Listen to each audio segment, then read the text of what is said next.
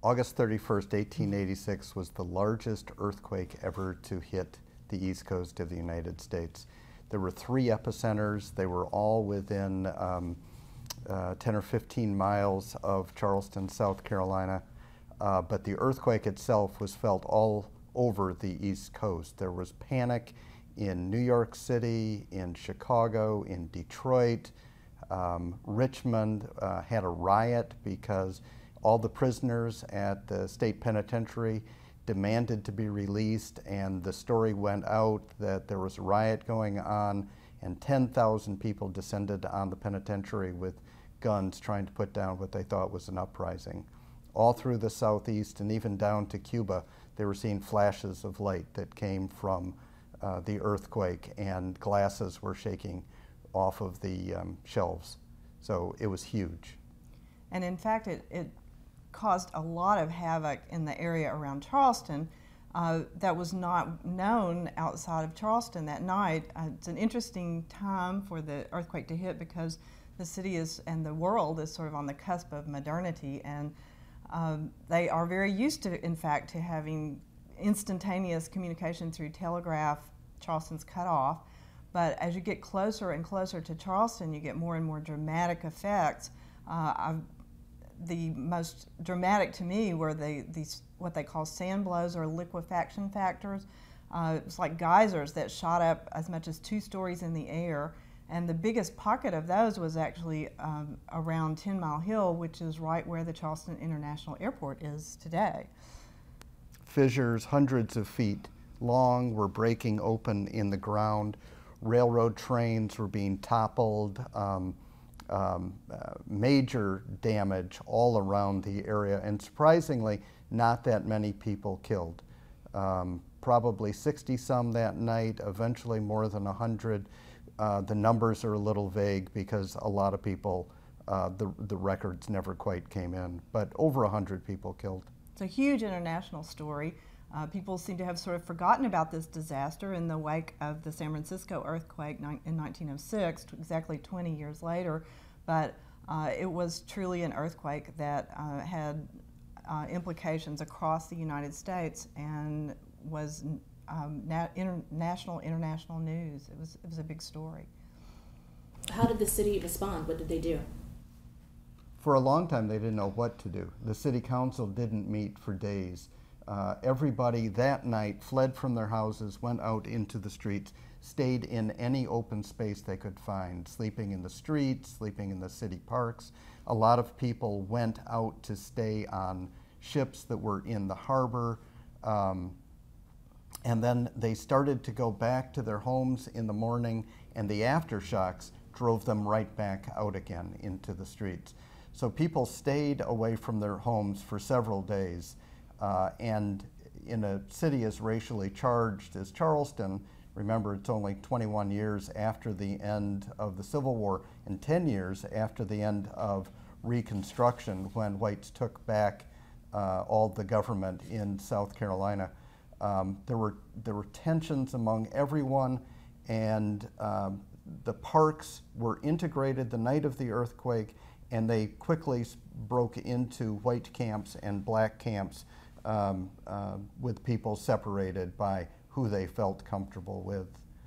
But they stayed out in the streets for days until the city leaders were demanding that they go back, saying, you are not going to be damaged by falling plaster.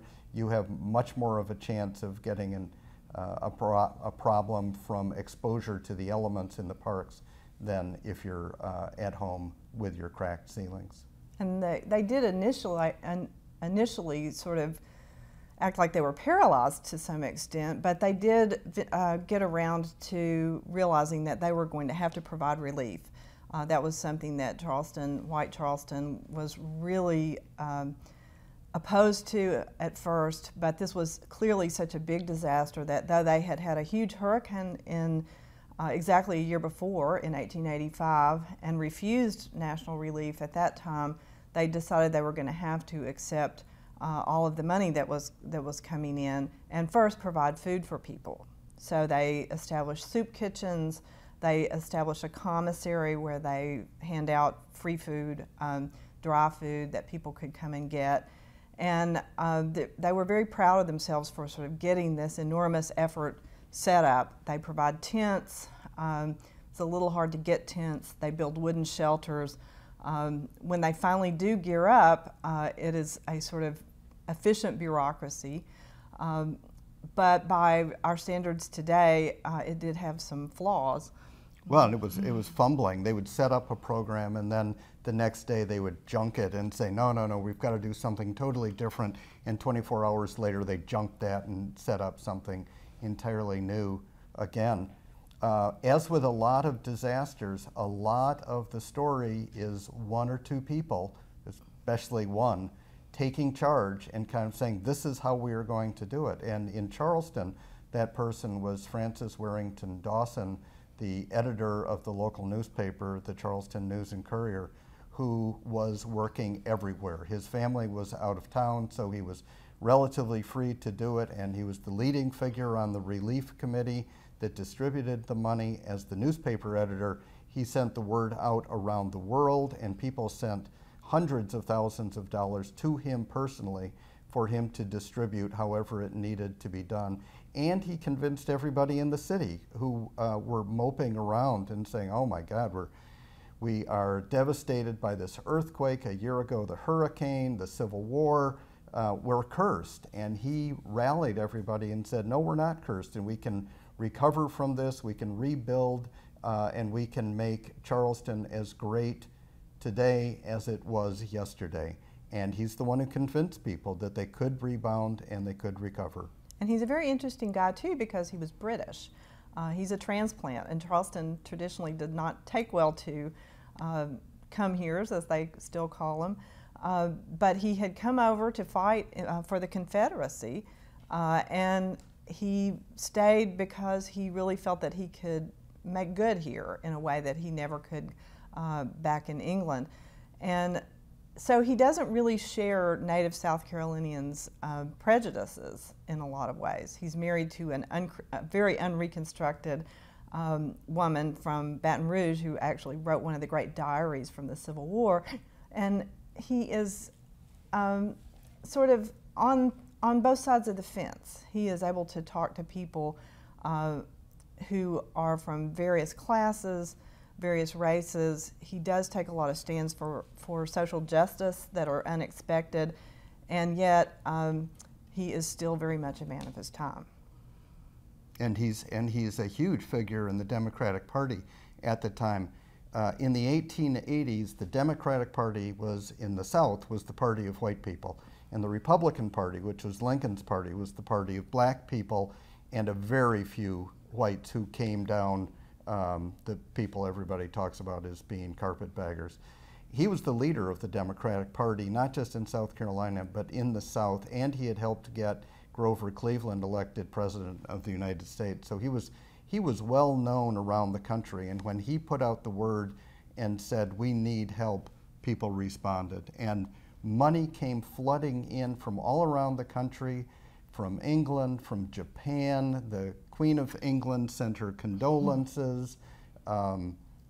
Everybody responded. And one of the things that triggered that was the fact that it was 21 years after the end of the Civil War, and a lot of former Union soldiers in the North kind of banded together and got in touch with the people in Charleston and said, we will send you money, we will send you supplies, we will even send you armed troops who will take post all through the city of Charleston. And won't that comfort you?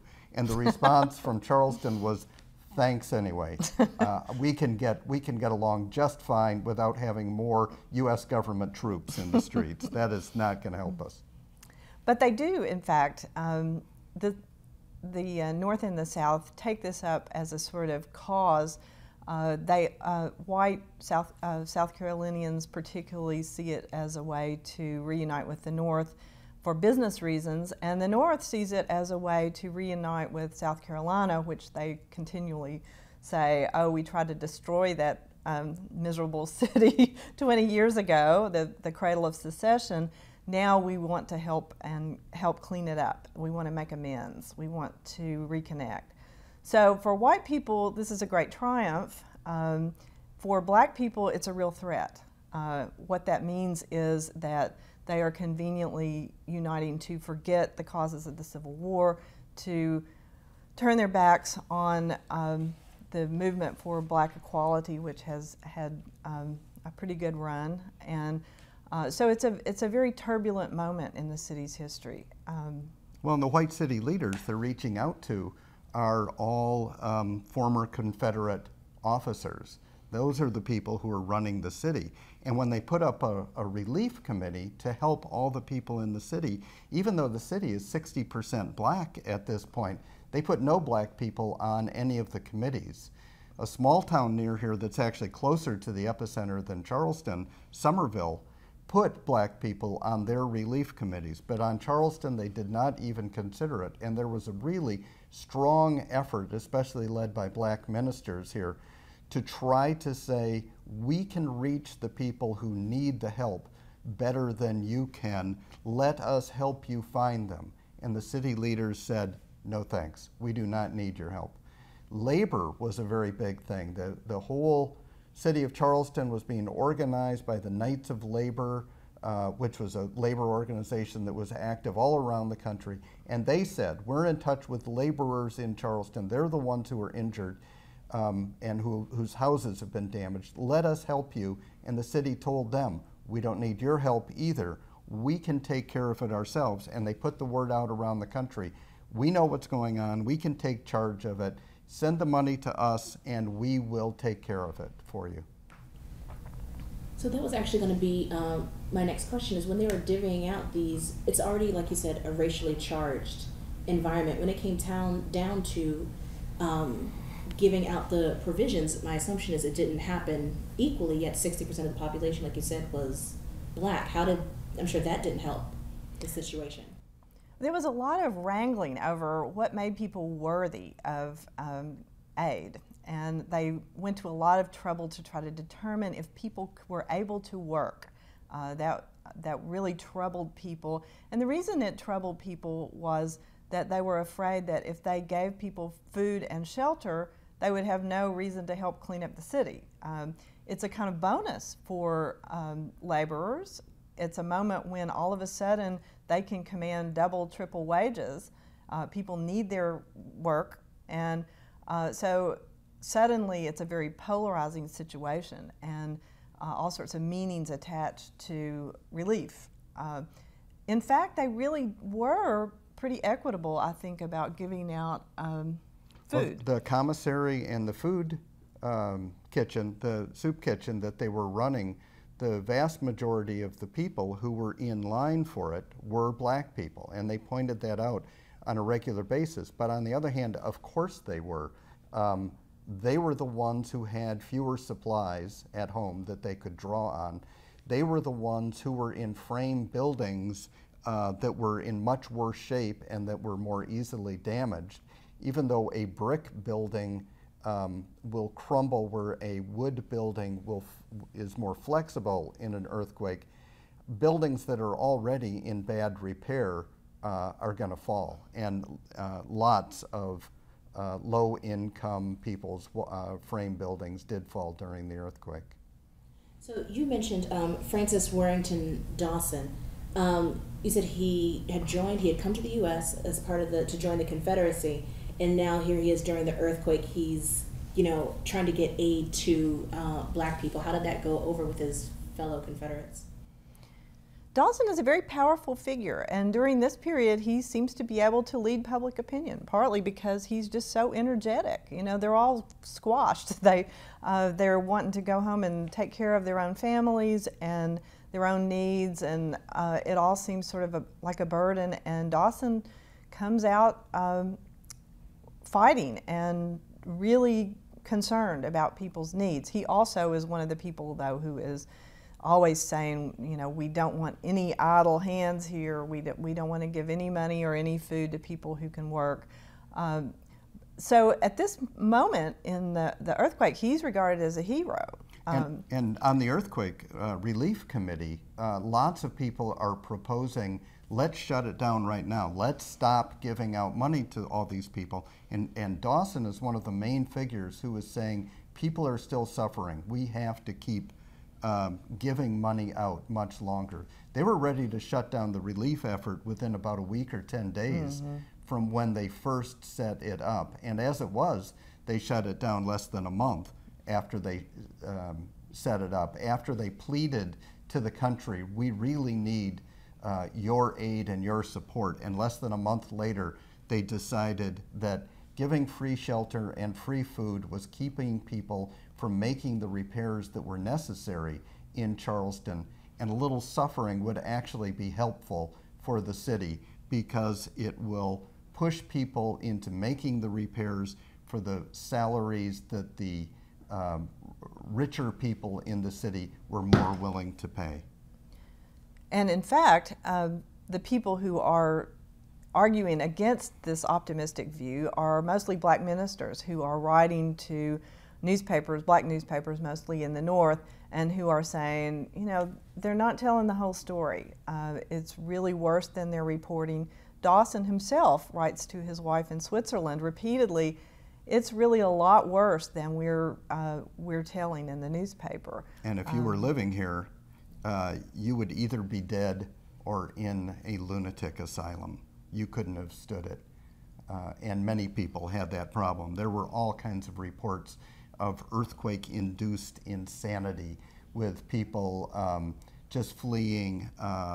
Lots of people actually died of fright, according to the newspaper accounts and the death records that the doctors in town. Or committed suicide as a result of the earthquake. And in fact, all of this was ratcheted up a good deal when the national newspapers were suddenly filled with the predictions of a man named Ezekiel Stone Wiggins, who was a self-proclaimed weather prophet and who predicted that the greatest earthquake ever seen, much larger than the Charleston earthquake, was going to hit the United States on September 29th. Of course, you remember they're still having aftershocks. They're certainly willing to believe that the most insane things can happen. And Wiggins' prediction actually dovetails with the prediction of a nameless black woman in Liberty County, Georgia, who supposedly sat up in her coffin on the night of the earthquake and predicted that the world was going to end on September 29th. So a kind of hysteria really sweeps the country. It's certainly not local. It's people in Michigan and in Galveston, Texas, and in New Orleans. People in Michigan climb up. They build a big platform up in the air. They climb up into it, parents and children. They put on ascension robes so that when the world ends, they will be well dressed when they go up into heaven. They take a picnic lunch with them in case it doesn't come right away, or in case they need a little something to eat on their way to heaven. And they just sit there and wait. And this was really happening all around the country. There are lots of stories about the Gulf Coast where they're doing this.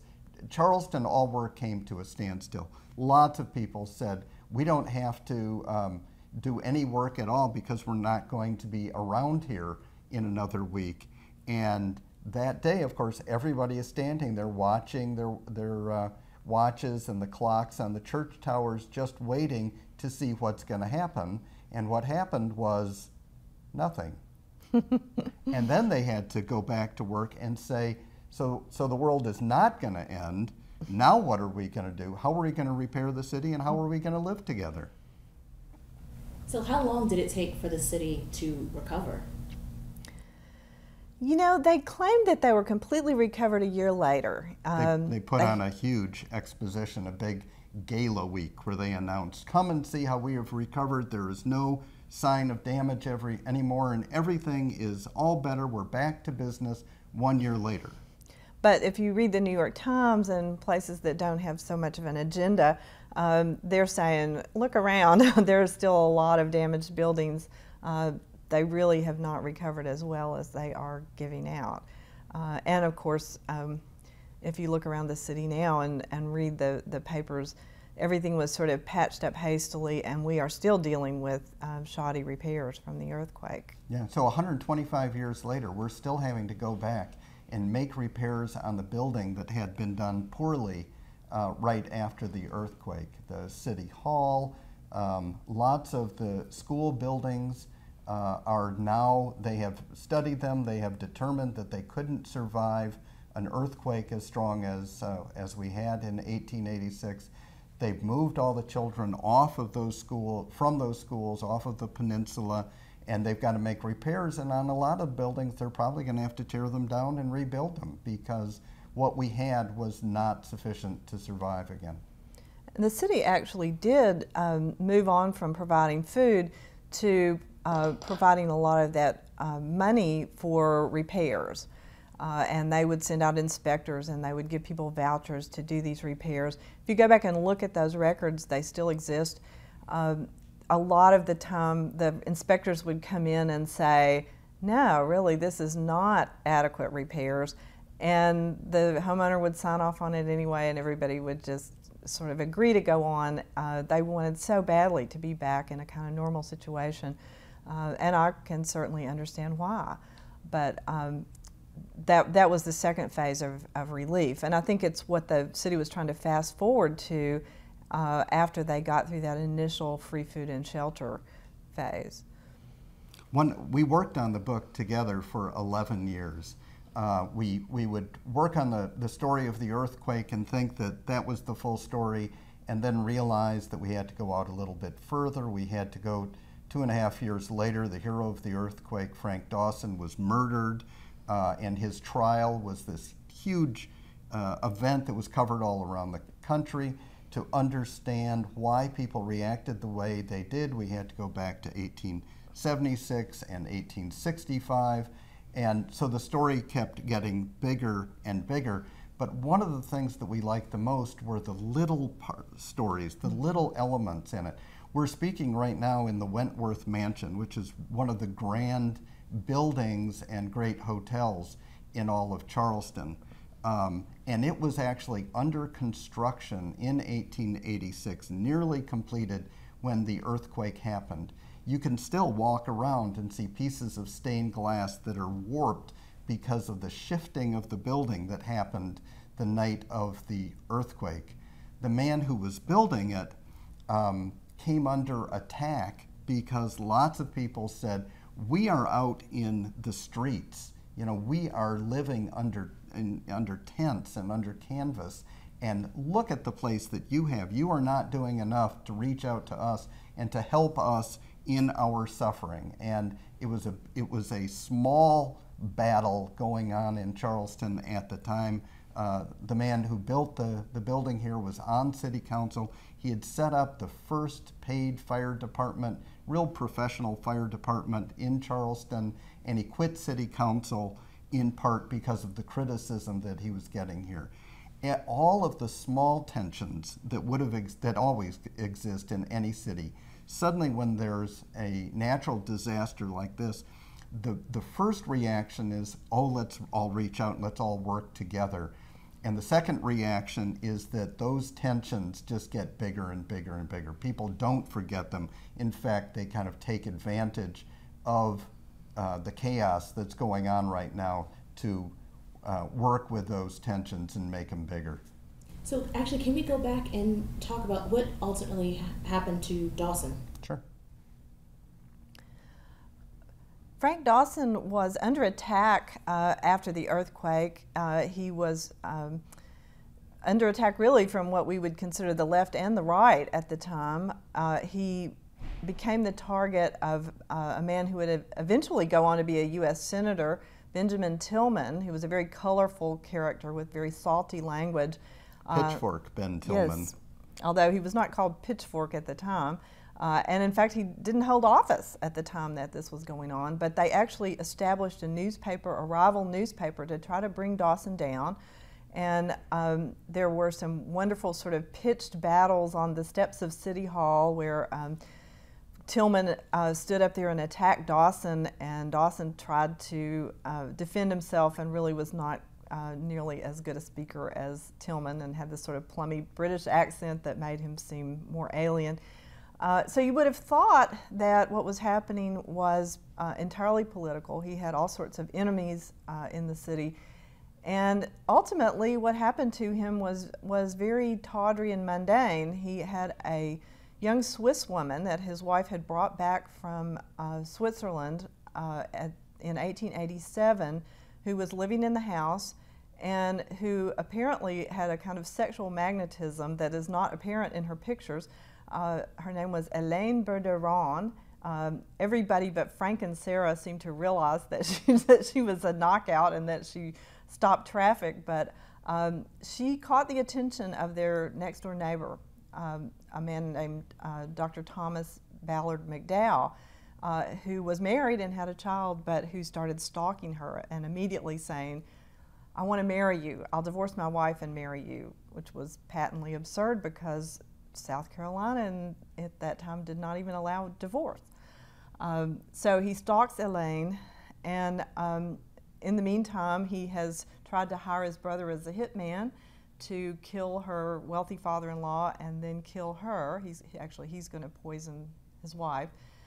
There's all this sort of farcical drama going on, and Dawson gets wind of the fact that she is seeing somebody unsuitable. And so he goes over to the doctor's office. He knocks on the door, introduces himself because they've never met before.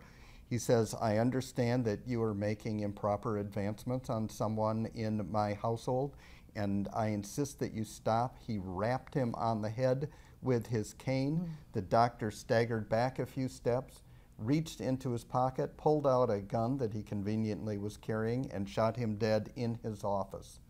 Freaked out when he did that, and immediately got rid of the hat, got rid of the cane, threw them down into the privy, took Dawson's body, tried to figure out what to do with it. So he went into a closet, pulled up the floorboards, started digging up the soil that was underneath the floorboards, took Dawson's body and jammed it under the floorboards, scraping the face, but he couldn't fit him under the floorboards, so he dragged him back out again, scraping the face again, and eventually he goes to the police and acknowledges that he has killed Captain Dawson. There's panic in the streets. People start saying, "We need to go murder the man who has just murdered Captain Dawson." And as they are marching down to do it, people say, "Wait a minute, Captain Dawson fought against dueling and wanton violence all his life. This is exactly what he would not want us to do." They dispersed. There was a trial a couple of months later, and Dawson's killer was found not guilty, and he in fact lived in Charleston for almost 20 years more. And the whole story of that has to do with the whole story of Charleston and the tensions in Charleston and the trust or lack of trust that people had with each other and with Dawson. And it's also the story of the coming of Jim Crow, when segregation is going to be made legal by Plessy versus Ferguson, the Supreme Court decision that came down in 1896. And it all kind of, the jury that acquits the physician is a mixed race jury, but whites here and around the country say that's what happens when you let blacks on a jury. We have to get them off, and they make a move to strip away all of the rights and opportunities that blacks in South Carolina have received. So you mentioned it took you 11 years to write this book. How did you come to the story to begin with? Well, one of my students at the College of Charleston, this was many years ago, 1988, I wrote a paper about the earthquake. I had just moved to the area and I had never even known that there was an earthquake. It was a very good paper. And I thought it was publishable, but I lost track of her. And a year later, my town and the rest of South Carolina was hit by Hurricane Hugo. And as I thought about what was playing out all around me after Hurricane Hugo, I kept thinking, gee, I wish I knew more about the earthquake, because so much of this seems to be repeating itself. I was writing another book at that point, went on to finish that, and years later, Steve and I started talking about it. I thought I might write it as a novel. I went back to the papers and started trying to figure out what was going on. There were all these troubling questions. We couldn't figure out why people were behaving in the way they were behaving.